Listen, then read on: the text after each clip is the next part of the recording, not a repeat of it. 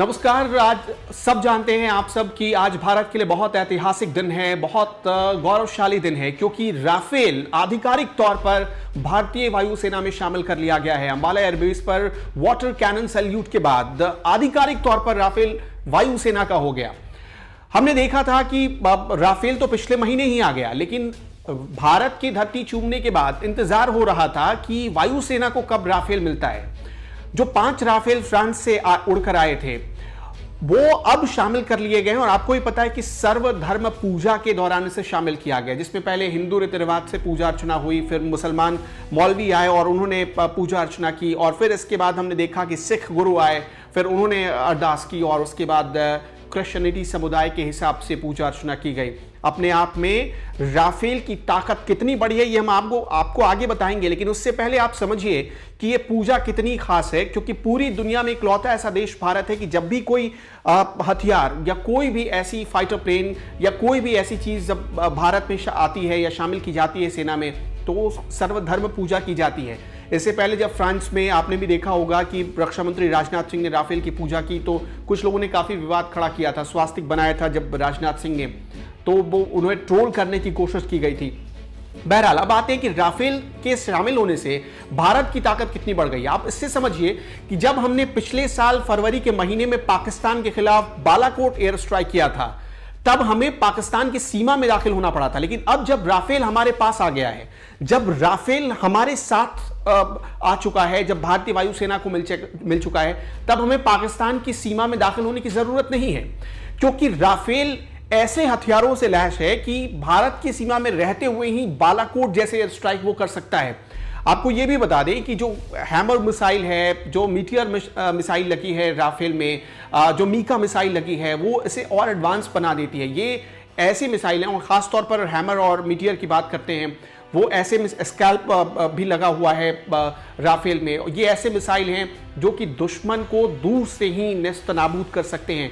चीन में क्यों खलबली मची है, चीन क्यों डर रहा है, चीन क्यों भारत से परेशान हो गया है राफेल का नाम सुनकर? इसी वजह से कि भारत अपनी सीमा से ही, उसे पता है चीन को कि भारत अपनी सीमा से ही अगर राफेल की ताकत दिखानी शुरू कर देगा तो शायद चीन के उस पार, यानी सरहद एलएसी के उस पार चीन में दहशत कायम हो जाएगी। और चीन को बखूबी पता है कि उसके जो एयरबेस हैं वो राफेल के रडार पर हैं, राफेल के रेंज में हैं। और भारत से अगर आपको बता दें कि दौलत बेग ओल्डी एयरबेस से राफेल ने कभी उड़ान भर दी, तो उसके बाद चीन जानता है कि उसका हश्र क्या होने वाला है। तो इस वजह से चीन डर रहा है। पाकिस्तान के हमने देखा कि पाकिस्तान के जो बाजवा हैं, उनकी तरफ से जो बयान आया वो बता रहा है कि पाकिस्तान भी बौखलाया हुआ है। राफेल की कुछ खास बातें, कुछ खास जो तकनीक है, इसी वजह से उसे और एडवांस बना देती है। 17th स्क्वाड्रन, जो गोल्डन 17th स्क्वाड्रन है वायुसेना की, उसमें रफाल को शामिल किया गया है। इस स्क्वाड्रन का अपना एक इतिहास है, गौरवशाली इतिहास है, और कहते हैं कि 1961 के बाद से ही ये स्क्वाड्रन एक्टिव है, और इसमें राफेल को अब शामिल करके एक और नया इतिहास रचा गया है। 18 साल बाद कोई भी विदेशी हथियार या कोई भी फाइटर प्लेन भारतीय वायुसेना को मिला है। हालांकि अभी और 5 राफेल फ्रांस में हैं और वो जल्द ही भारत आने वाले हैं। आपको ये जानकर बहुत अच्छा लगेगा कि अभी तो 5 हमारे पास आ चुके हैं, लेकिन 5 अभी ऐसे और राफेल फाइटर प्लेन फ्रांस में हैं और वहां पर हमारे पायलट्स ट्रेनिंग ले रहे हैं, वो जल्द भारत आ सकते हैं। और 2021 के आखिर तक, यानी नवंबर दिसंबर 2021 तक 36 राफेल विमान भारत के पास मौजूद होंगे। अब आप इससे समझिए कि 36 राफेल विमान भारत के पास अगर होगा तो इसका मतलब यह है कि राफेल विमान के 2 स्क्वाड्रन पूरी तरह से भारतीय वायुसेना के पास, भारतीय एयरफोर्स के पास मौजूद रहेगा। और 2 स्क्वाड्रन का मतलब है कि अगर एक स्क्वाड्रन एक्टिव हुआ तो समझिए एलएसी पर जो चीन की हरकत है उसे जवाब दे सकते हैं, और दूसरा स्क्वाड्रन अगर एक्टिव हुआ पाकिस्तान से सटे एलओसी पर, तो वहां पाकिस्तान में खलबली मच सकती है, तबाही मच सकती है। तो भारत के लिए इसलिए बहुत ऐतिहासिक दिन है क्योंकि हम इंतजार कर रहे थे कि जो राफेल विमान रात के अंधेरे में शिमला और हिमाचल में गरज रहे थे, वो अब एलएसी पर चीन के खिलाफ कब तक बरसेंगे। और आप तय मानिए कि अब वो दिन बहुत नजदीक आ चुका है जब राफेल विमान चीन के खिलाफ बरसेंगे। राफेल विमान में जो हथियार लगे हैं, जरा उनकी खासियत आपको बता देते हैं। उसके बाद दूसरे चीज़ों से इसकी तुलना करेंगे। राफेल में जो घातक मिसाइलें लगी हैं उनमें सबसे ज़्यादा बड़ा है या जो सबसे घातक है वो है मीटियोर मिसाइल। मीटियोर मिसाइल आप जानकर हैरानी होगी कि हवा से हवा में मार कर सकती है और तकरीबन 150 किलोमीटर तक मार कर सकती है। स्काल्प जो है वो 300 किलोमीटर तक मार कर सकती है और ये उसकी सबसे बड़ी ताकत है कि वो जमीन से हवा में या हवा से जमीन में 300 किलोमीटर तक मार कर सकती है। और हैमर जो बालाकोट एयर स्ट्राइक के वक्त जिसका इस्तेमाल किया गया था वो भी राफेल में लगा हुआ है। राफेल उससे भी लैस है। तो अगर हैमर से अटैक करता है भारत तो इसके बाद आप समझिए कि बहुत बड़े बड़े बंकर या वैसे बंकर जो कोई देख नहीं पाता वैसे बंकर भी चाहे वो जहां भी हो, पाताल में जिस जगह पर भी हो, वो ध्वस्त हो सकते हैं, बर्बाद किए जा सकते हैं राफेल के हमर से। और इसके अलावा स्काल्प भी उसमें राफेल में लगा हुआ है। तो स्काल्प भी अपने आप में तबाही का एक बहुत बड़ा सामान है और इस वजह से आज दुश्मन देशों के बीच, दुश्मन देशों में खलबली मची हुई है।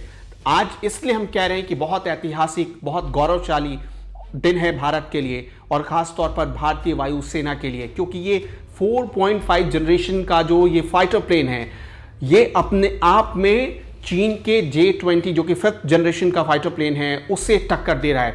आज राफेल के साथ हमने क्या देखा, आसमान में गरजते हुए हमने तेजस को देखा। तेजस जो कि एक लाइट कॉम्बैट एयरक्राफ्ट है। तेजस एक ऐसा एयरक्राफ्ट है जो कि पहाड़ की ऊंचाइयों पर भी उड़ सकता है क्योंकि वो बहुत हल्का है और तेजस की वजह से तेजस ने आज सैल्यूट किया है राफेल को। हमने देखा कि मिराज 2000, सुखोई 30 MKI और ये जब इन सब विमानों की ताकत जब मिलेगी और भारत जब एक साथ इन विमानों का इस्तेमाल करेगा तो शायद ही कोई दुश्मन भारत के खिलाफ आंख उठाने की हिम्मत कर पाएगा। फिलहाल हमारे साथ जुड़ने के लिए बहुत बहुत शुक्रिया। गंगा जले मस्तकम वामांगे गिरिराज राजतनया जाया भवा निस्थिता नंदी स्कंदिगणाधिनाथ सहितम श्री केदारनाथम प्रभो केदारा चल सस्ततो तु सुततम कुर्वन् सदा मंगलम मंगलम भगवान शंभो मंगलम वृषभध्वज मंगलम पार्वतीनाथम मंगलायतनो हरि हरि ओम। ओम स्वस्ति स्वस्ति न इंद्रो वृद्धसर्वाः स्वस्ति न पूषा विश्ववेदाः स्वस्ति नस्तार्क्ष्यो अरिष्टनेमि स्वस्ति नो बृहस्पतिर्दधातु। ओम पायाः पृथिव्यां पाया ओखदिषु पायु दिव्यन्तरिक्षे पायुदाः पयस्वती प्रदिशा सन्तु मयम्। ओम विष्णोराराटमसि विष्णो सरपत्रेषु विष्णो सूर्यसि विष्णो द्रवोषि वैष्णवमसि विष्णु स्वाहा।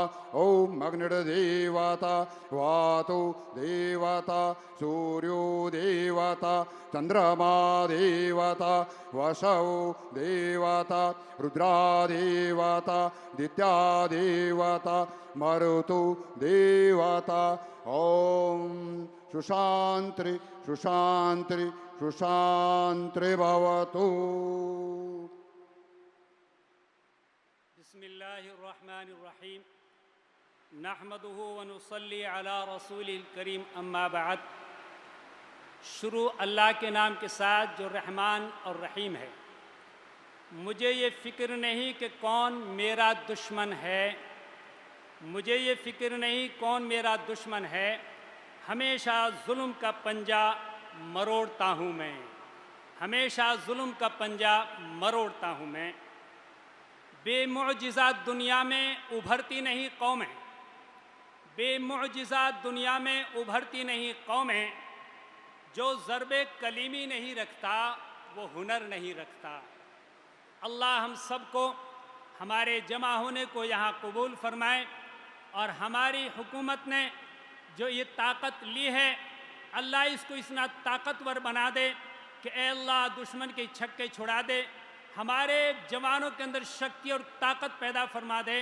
हमारे समंदर में चलने वाले जवान, हवा में चलने वाले जवान और खुश्की में चलने वाले जवान, अल्लाह उनको इतनी ताकत दे दे कि उनकी नाम से दुश्मन के छक्के छूट जाएं। और हमारे राफेल हुकूमत ने जो लिया है, इसको ऐसा बहाना बना दे कि दुनिया की सारी ताकतें मान लें कि भारत क्या चीज़ है, भारत कितनी बड़ी ताकत है, भारत के अंदर क्या चीज़ है। अल्लाह इस राफेल को हमारे लिए मुबारक फरमा दे।